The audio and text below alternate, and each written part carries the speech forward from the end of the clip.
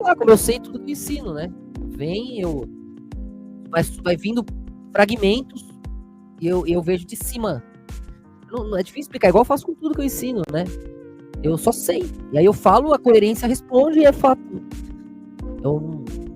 É o Espírito Santo, por isso que eu não tenho crédito. Senão eu vendia caro se tivesse estudado e fosse difícil, mas é Deus que faz. Por ele. Eu vejo da maneira arqueológica, que vai como no final da sua explicação, e aí eu separo na Bíblia. É uma construção hermenêutica que eu estou fazendo, ela está em construção ainda, que é tentar ver na Bíblia o que é princípio e aplicação do princípio. Lembrando que o princípio não se negocia, o princípio é eterno, vale para todo mundo. A aplicação do princípio, ela batiza uma história contextual. Tem a ver as expressões da criança, dos animais, tem uma conexão, mas vai algo além, abocanha tudo isso. É difícil, não é assim, caraca. Por isso que é como é. Por exemplo, o princípio, o respeito. Como é que eu respeito? É difícil de falar, é uma outra coisa, velho. A igreja católica, eu tiro o chapéu na hora de entrar. Como é que eu respeito a sinagoga? Eu coloco o chapéu. Então, princípio e aplicação, ética e moral. Então... Tem uma coisa incrível, uma magia vocês vão entender. O princípio aqui é a reverência ética pelo nome de Deus. Como é que aplica isso naquele contexto dos judeus? Bom, eles estavam saindo de um contexto egípcio, onde o nome de uma divindade era usado de maneira manipulativa para ter domínio sobre aquela divindade, a ponto que os próprios sacerdotes egípcios protegiam os nomes de alguns deuses para que não caíssem no povo e o Deus ficava... Ou seja, o próprio Deus é refém do seu nome.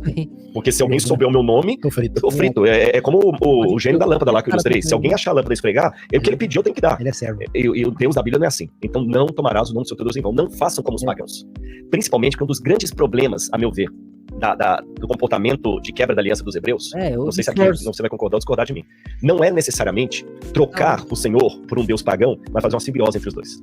Tanto é que o bezerro de ouro, embora muitos comentaristas pensem que pode ser o Deus Apis, mas olha como ele fala assim, esse é o Deus que tirou você do Egito. Quer dizer, ele coloca, sabe aquele Deus que abriu o mar vermelho? Mas esse aqui, olha. Então, acho que a pior quebra da aliança não é nem aquela pessoa que é apostata, que quer falar assim, eu vou trocar Deus por sei lá, Poseidon. É tipo Jeroboão. Exatamente, vou fazer um altar aqui em Betel e outro em Dan, e vou falar, Israel, olha o Deus que te tirou. Então o grande risco era usar conceitos egípcios, teologia egípcia, para cultuar o Deus de Israel. Essa simbiose é perigosíssima. Notinha de rodapé é o perigo do cristianismo hoje. As pessoas hoje, o grande problema de apostasia do cristianismo hoje não é que as pessoas estão trocando Jesus por outras coisas. Eles estão refletindo sobre Jesus a partir de conceitos de outras referências. E Jesus virou um cara. Então, nesse aspecto, eles tinham isso. Agora eu tenho que fazer um exercício. Se para eles o risco é aquele, o que significa para mim hoje o risco de tomar o nome de Deus em vão? Lembrando que isso é tão sério que no Pai Nosso, uma das primeiras coisas que fala assim, santificado seja o teu nome. Então, é questão simplesmente de escrever ou não escrever o nome de Deus, como os judeus colocam, pronunciar ou não pronunciar. Eu me pergunto agora de maneira ética, muito particular, quando eu estou vendendo meu carro, você entendeu? Quase isso, Yankee, quase isso. Sai um pouco da simetria comum, da harmonia matemática. É isso aí, mas não... É quase isso. Muito bom. Tá vendo? O Yankee não é... O Yankee só é vacilão às vezes, mas ele manja. Entendendo. Bateu o motor. Eu vou enganar o outro. Aí eu falo assim, olha, refiz o motor esses dias. Passa pra frente. Isso não é uma forma também de não santificar o nome de Deus? Quando eu estou negando a minha fé. Por causa de vocês, o nome de Deus é blasfemado entre os gentios. Romanos 2. Tá lá. Ouviu, Lê? E aliás, é interessante a que você falou fazer o cabeçote do meu carro esses dias. Tanto é que é uma coisa interessante, tem uma expressão em hebraico para martírio, que é Kadush Hashem. É santificar o nome de Deus, Kadush Hashem. Então, se diante da morte eu não nego a minha fé, isso é uma maneira de santificar o nome de Deus. Você dar ao nome de Deus a dignidade que ele merece. Não jogá-lo na lama a partir da sua vida, da sua vivência. Então é assim que eu interpreto isso. Lene, manda uma perguntinha, por favor. Aqui tem primeiro eu vou mandar um comentário aqui do Manuda Queru. Eu li várias vezes pra não cair na pegadinha. Manuda Queru. A Queru não é filha única. Aí ele tá falando aqui o seguinte, sou mormon, acreditamos que o mundo foi criado por Jeová e Miguel, aí ele coloca entre parênteses Jesus e Adão, tendo sido ordenado por Elohim, o Pai. Assim a criação se deu pelos deuses. Não, é só um comentário, não sei se vocês querem falar alguma coisa a respeito desse comentário dele. Travou, puta. É difícil a minha opinião, porque a base que ele usa é o livro de Mormon. Que na teologia Mormon é um outro testamento de Jesus Cristo, é quase superior ao testamento bíblico, né? Que Joseph Smith provou que o maluco meteu o louco, mas... Percebeu? Então, assim, se perguntar, à luz do livro de Mormon, você está correto? Está correto. É fundamento de Deus, né? É o Mormon. Agora, à luz da Bíblia, eu, com todo respeito, eu tenho dificuldade de fundamentar isso. Segundo a Nefi 29:10, no livro de Mormon, diz: se vocês têm uma Bíblia, não devem ter que a verdade está apenas nessa Bíblia, eu não fiz com que se revelasse mais. No livro de Mormon se apresenta como a revelação última e complementar. Então, essa ideia de que há uma criação feita por deuses, ela não tem espaço na revelação bíblica. É uma convicção da tradição. O Lebron Richards, que foi presidente, falou, né? Deus é hoje o que você será amanhã. Você é hoje o que Deus foi ontem. É que o ser humano vai chegar a uma condição de divindade. Assim, discordamos com isso. Falou do violeta, do azul e do vermelho, aí eles não percebem, né? Deus é que você será amanhã. Até o Harari. Como É. homo Deus, né? Que muita gente vai. Não. Mas é outra ideia. É outra ideia. É outra ideia. Aí ele quer dizer outra Ele coisa. tem perguntas? Tem. Faz um sentido, Paulo. Ó, o Rick, ele comentou aqui o seguinte, Camargo. Originalmente, a palavra latina que deu origem a Deus surgiu a partir do termo proto-indo-europeu, Dil ou Deivos, ou Deivos, que significa brilhante ou celeste. Procede para Deus ou vale só para Zeus? Não, a palavra tem sentido, tem a ver com essa raiz, né, do indo-europeu antigo, se desdobra para outras línguas, tem a ver. Agora, o uso do termo no grego, theos, muita gente na área linguística acha que foi um desdobramento a partir do termo Zeus. Mas aí você tem a ideia de divindade no sentido geral, né? E uma coisa que precisa ser considerada é o seguinte, que na Bíblia, você às vezes utiliza uma palavra que faz parte de um eixo de comunicação que é comum, mas que recebe um sentido específico dentro. O cara foi metendo uns loucos lá, né? Tem um documentário, né? Provaram que ele falsificou, mesmo assim mantiveram. Puta, um rolo. Mas foi útil, porque queira ou não queira, trouxe muita gente pra cristandade lá, e o cara depois, até hoje é grande, né? Mas veio o documentário dos Mormons, eu esqueci o nome, acho que tá na Netflix. Do texto bíblico. Então você pega a palavra aletheia, verdade, não é verdade, em Platão é uma coisa, em Aristóteles, na Bíblia não é o mesmo sentido do grego comum. Então mesmo que a Bíblia use a palavra theos, ela está dando um sentido específico da revelação e não específico que equivale ao uso em outras línguas. A palavra, existe o que a gente chama de desenvolvimento semântico contextual do termo utilizado. O Elazar, ele falou aqui o seguinte, vocês já ouviram falar do nome de Deus na Cabala, que é Ein Sof? Quais suas opiniões sobre a visão cabalística de Deus? Ein Sof seria o olho último, o olho final. Então, a Cabala é um desenvolvimento posterior, né? Tem o Sofi, quando você vai, uma letra Sofi no hebraico, ela muda, né? Tem o Nun, que é assim, o Nun Sofi, tem todas mudam. Sofi é final, né? E aí é o olho, igual eu mostrei pra vocês agora há pouco lá. Que é muito posterior aos textos bíblicos, ainda que alguns cabalistas tentem estabelecer uma relação mais antiga, as evidências apontam por um desenvolvimento medieval. Então a Cabala tem uma certa influência gnóstica, ela amplia o misticismo, ela sugere, né, que esse elemento de mistério é ampliado muito além do texto bíblico e acaba, assim, valorizando o que seriam os elementos supostamente secretos de Deus e também dentro da própria Bíblia. Então se fala dos Sefirote, que estão presentes no próprio corpo humano, se fala... É luciferanismo, são eles pegando os vestígios do luciferanismo, Salomão. O Abraão, como o Melquisedeque, sabia alguma coisa, até porque ele vinha lá de Ur, o desdobramento com a Suméria, e depois Salomão no mergulho no abstrato. Isso é conhecimento luciferiano que é proibido para Israel, que é um povo da terra, para ser o livro vivo. E eles mergulhando nisso, vão dando um jeitinho de fazer remendo e vira o Talmud, que vocês veem aí coisas absurdas.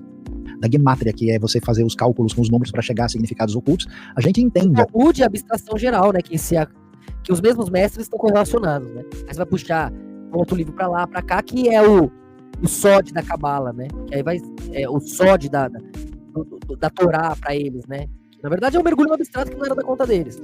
Aí como a luz mergulha e o circuito está disponível, as referências vão sendo relembradas. Mas esse mergulho abstrato aí que vai virando a Cabala, o aprofundamento mágico do Talmud, aí, aprofundamento dos mistérios, né? Era tudo proibido pra Torá, era pra ser o povo do livro vivo. Até a predisposição, até é verdade que certos números têm, certas palavras têm valor numérico e têm intenção literária, mas uma leitura mais, vamos dizer, enraizada da Bíblia, se distancia do pensamento cabalista. É realmente uma realidade que pega o seu próprio caminho e eu não acho que ela consegue lidar nem com a espiritualidade, nem com o texto bíblico de uma maneira muito promissora e adequada.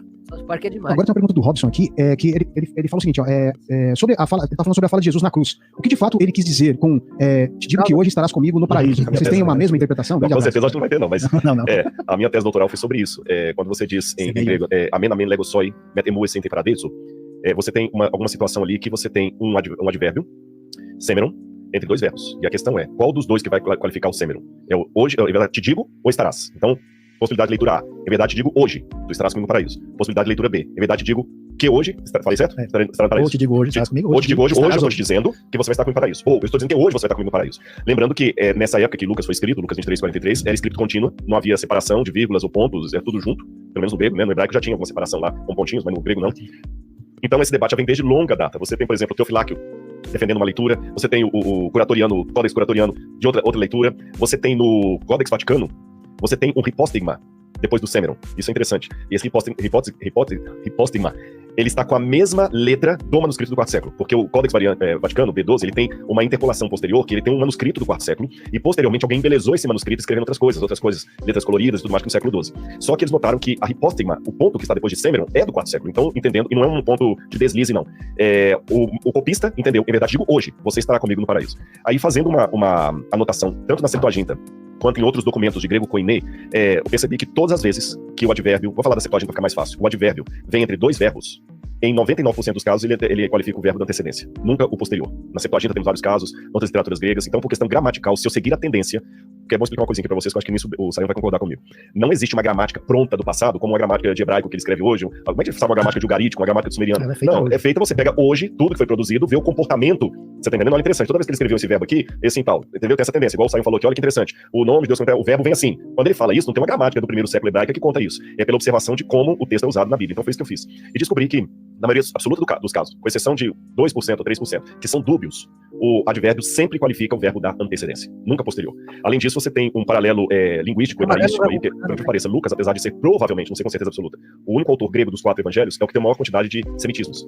Mais do que o evangelho de João. O evangelho de João tem 13%, Lucas tem 38%. Será que não é um prosélito? Com certeza. 38% do evangelho de Lucas são semitismo. Para quem não sabe, semitismo é essa forma hebraica ou aramaica de se expressar. Como se eu falasse assim, eu vou parquear o carro ali fora e depois vou chamar pra minha mãe. Você tá falando em português, mas você tá pensando em inglês. Pra chamar pra minha mãe, eu vou ligar pra minha mãe. A gente fala chamar em inglês, I'm gonna call to my mother, né? Eu vou cair ali, por exemplo. Então, esse semitismo significava que Lucas estava escrevendo em grego, mas ele tendo... acaba de quebrar tudo, ele tem da bomba aí, tá perigoso esse negócio. Gente, pode ser que tem uma bomba ali, ó. Lucas, então, ele estava escrevendo em grego, mas com forte substrato. Cara, eu tava vomitando o Vilela, cara, que porra foi essa, mano? Foi isso? Call to my mother, né? Eu vou cair ali, por exemplo. Então, esse semitismo significava que Lucas estava escrevendo em grego, mas ele tendo... acaba de quebrar tudo, ele tem da bomba aí, tá perigoso esse negócio, viu, gente? Pode ser que tem uma bomba ali, ó. Lucas, então, ele estava escrevendo em grego, mas com forte substrato hebraico, aramaico por detrás. Quando você vai ali no Antigo Testamento, tem várias situações em que Deus fala o mandamento que hoje te ordeno. Hoje, sempre referindo ao que estava antes. Aí o Hayom, né?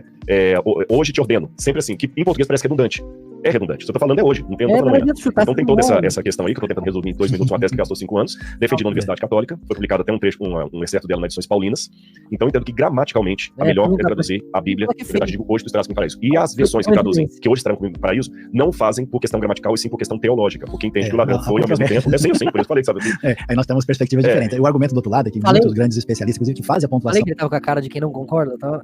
Do Novo Testamento grego, consideram o Semeron ligado ao próximo, porque a frase, né, eu te digo hoje, estarás comigo no paraíso, eu te digo hoje, estarás comigo no paraíso. Eu te digo hoje, né? Eu te digo hoje. Então, assim, parece ser muito menos adequado no contexto, né? Por que ele vai colocar um hoje para uma coisa que ele está dizendo? Não é um mandamento, é uma promessa. Bom, você quer discussão? Para onde vai o advérbio? Mas até duas coisas para fechar aqui. O interessante é o seguinte, o Bruce Metzger, que é o que ele fala que é um dos grandes especialistas, quando faz o comentário lá do Metzger, que é um dos que coloca a pontuação lá, né? Sim. Ele mesmo admite que é uma questão teológica. Porque a pontuação do The Greek New Testament, até que há pontuações do The Greek New Testament, que é diferente da pontuação do Nestle Aland. Sim. Há diferenças. Então, quer dizer, por mais que tenha mas mesmo o Nestle isso... Aland também tá... Não, nesse texto. Eu digo assim, a pontuação não é uniforme. Então, há espaço. Tem discussões. Uma Bíblia agora francesa, a tradução communique de la Bíblia, a TOB francesa. Ela traduz. O Jourdui, tu serás avec moi dans le paradis. O Jourdui está entre vírgulas. Interessante. Mas isso é interessante, porque aí você deixa a ambiguidade. Exatamente. Foi uma das coisas que eu trabalhei lá. A TOB falou assim, olha, deixemos a ambiguidade. Se deixa a ambiguidade preservada, significa que você não pode... Isso faz muito sentido. Você tá entendendo? Agora, o mais legal disso aqui, que eu acho bacana, nós vamos ter uma oportunidade ainda de falar sobre as questões de diferenças teológicas e tudo, que eu quero um dia falar com você sobre Apocalipse aqui. Sim, que a gente tem esse programa marcado. Que Apocalipse é um negócio complicado, ele quer que eu fale de Apocalipse aqui. É o livro mais disputado. Mas olha que interessante, isso aqui eu queria deixar como referência aqui. O Sayão, eu não vou chamar amigo, irmão de anos, que eu conheci o Sayão em 2 etapas. Na Mesopotâmia, na Suméria. Primeiro que eu já ouvia falar do Luiz Sayão, vi os livros dele, e um dia, em Salvador... Me chamando de velho, tá vendo? Não, eu falei que tava junto, então eu não posso chamar Noé de velho, se eu tava continuando batendo martelo com ele ali. Eu tava em Salvador. Ele era Noé, você tá falando, eu disse. É verdade, digo hoje. Aí o que acontece? Eu tava saindo eu tava entrando no hotel e ele estava chegando. Ou ao contrário, nós estava dando entrada e você tava saindo. Isso. Quando eu olhei, eu até conversei com o que tava me levando pro hotel e falei assim, aquele ali é o Luiz Sayão, nunca tinha visto ele pessoalmente, só conheci pelas fotinhos dos livros. Aí ele virou e falou assim, olá, Rodrigo, tudo bem? Rapaz, eu fiquei me sentindo, cara, o Luiz Sayão sabe meu nome. Não, mas eu me senti o cara, sabe? Depois disso, a gente encontrou mais uma vez ou duas e tal. Fiz uma amizade com o Israel. Quando você me perguntou que teólogo que eu recomendava vir pra cá, eu não recomendei nenhum adventista. O primeiro nome que eu falei foi ele, foi a primeira pessoa que eu recomendei foi aqui. E de lá pra cá, a gente tem estado junto. Agora vocês veem que interessante. O Sayão não é adventista, eu não sou batista. Há pontos que nós concordamos, pontos que nós discordamos. Mas ainda assim, nós podemos ter uma comunhão em conjunto. Então, por que cargas d'água? Eu sei que o tema não é esse, mas como a gente tá aqui pra educar as pessoas, o pessoal não entende. Por que cargas d'água? Você tá entendendo? 2 cristãos acham que ele só vai ganhar mérito se ele desfizer do outro, se ele querer provar tudo. Sabe? Eu não sei. Eu vou pro céu guardando o sábado. E lá... Os dois estão certos de certa maneira, né? Como as cores têm razão em seus ângulos, seus pontos de vista. Tem que ter humildade para deixar, em vez de impor sua verdade sobre o outro, deixar Deus reunir o que é bom e o que não é. Eu tenho certeza que eu vou encontrar o Sayão, não sei se agora no domingo ou sexta-feira. Lembra que falou? Os dois. Você tá entendendo? Então, assim, eu não tô sendo hipócrita com isso. Faz parte da teologia que eu admito a ideia de que a igreja de Deus é maior do que a igreja que eu faço. Eu vou participar, Rodrigo. Por isso que eu vou ter puxado esse assunto, mas eu quero educar as pessoas. Você vai aprendendo da forma como você reconhece aquela sensação. Tem gente que olha no relógio, tem gente que vê uma barata, vê uma borboleta. É a maneira como você interage com o todo. Só que daí pra esquizofrenia também é 2 pulos. O que a Torá faz é limitar isso, travar isso, te manter no binário, né?